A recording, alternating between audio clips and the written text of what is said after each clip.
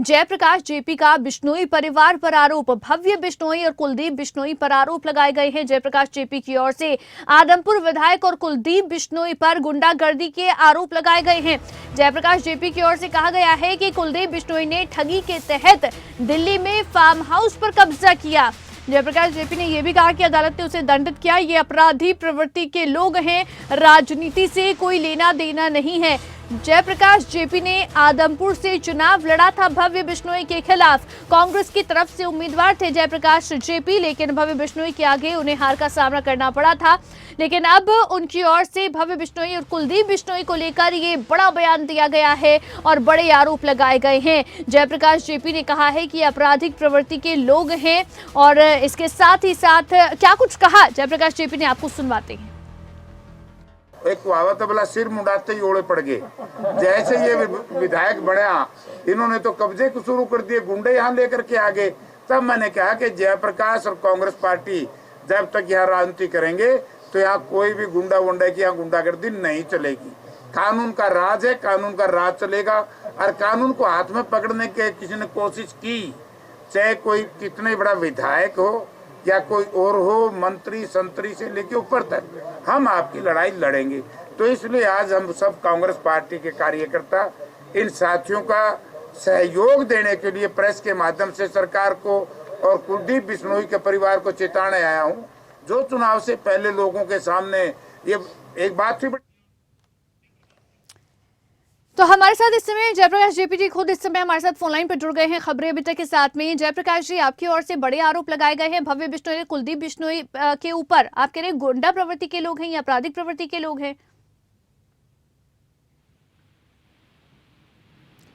क्या है? आपकी ओर से बयान दिया गया है कि आपराधिक प्रवृत्ति के लोग हैं ये लोग, कुलदीप बिश्नोई, भव्य बिश्नोई को लेकर। देखो ना, एक दुकानदार भाई के साथ तहसीलदार ने गलत रजिस्ट्री कर दी और ये जिम्मेवारी नहीं है क्या इन लोगों की? किसी जिम्मेवारी है? और कुलदीप बिश्नोई ने वो कोई साइरेंस, पता नहीं क्या नाम है, नाम तो मेरे दिमाग से उतर गया, उसको और इनको आमने सामने बिठा लिया, तो क्यों नहीं फैसला करवाया? नहीं, आप कह रहे हैं तहसीलदार ने जो गलती की इसीलिए ये लोग अपराधी प्रवृत्ति के लोग हो गए हैं, कुलदीप बिश्नोई, भव्य बिश्नोई। तो तहसीलदार को बता रहे हैं, क्यों बता रहे हैं? तहसीलदार को सरकार बता रही है। दिल्ली का भी जिक्र आपने किया है? हैं? दिल्ली का भी जिक्र आपने किया है? हाँ, दिल्ली फार्म पर कब्जा कर लिया था। हाँ। वो तो कोर्ट ने टुटवाया है।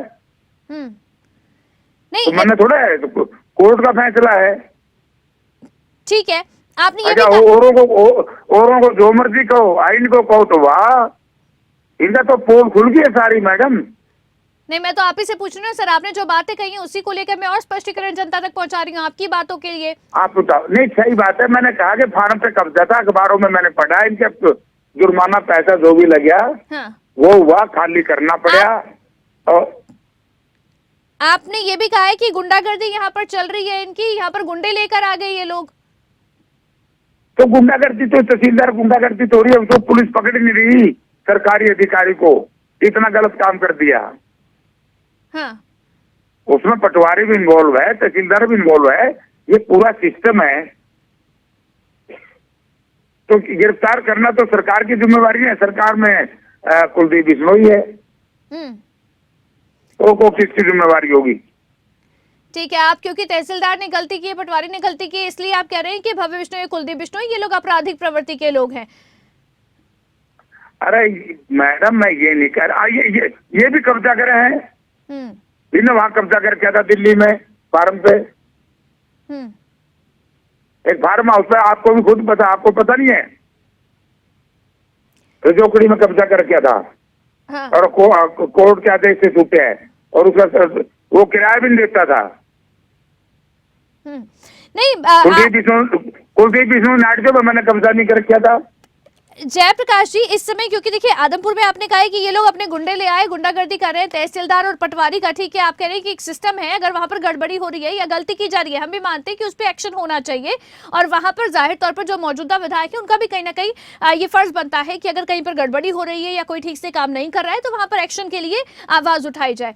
लेकिन आप ये कह रहे हैं कि गुंडे लेकर आ गए, गुंडागर्दी यहाँ पर करने लगे हैं, तो क्या आपके पास कोई सबूत है या फिर आप आगे इस बात को लेकर कहीं पर गए हैं कि इस तरह से गुंडागर्दी यहाँ पर की की जा रही है। अरे भाई मैडम, मैं ये कह रहा हूँ कि ये एक गुंडागर्दी हो रही है। तहसीलदार को, पटवारी को सरकार की देख रेख की जिम्मेवारी विधायक की और वहाँ के लोकल लीडरशिप की है। ठीक है, तहसीलदार जो गड़बड़ी कर रहे हैं, चलिए फोन काट दिया है उन्होंने, लेकिन इस समय जयप्रकाश जेपी को आपने सुना। जयप्रकाश जेपी ने कहा है कि दरअसल तहसीलदार और पटवारी जो गड़बड़ी कर रहे हैं, दरअसल ये कहीं ना कहीं शहद दिया जा रहा है क्योंकि एक्शन नहीं हो रहा है। अगर तहसीलदार गड़बड़ी कर रहा है तो यहाँ पर जो विधायक है उसका कहीं ना कहीं ये काम बनता है कि उसके खिलाफ एक्शन लिया जाए, सरकार तक ये बात पहुंचाई जाए। लेकिन ये क्योंकि गड़बड़ी हो रही है तो इसीलिए वो कह रहे हैं कि दरअसल ये पूरी कहीं ना कहीं मिली भगत है जो इस समय सामने आ रही है।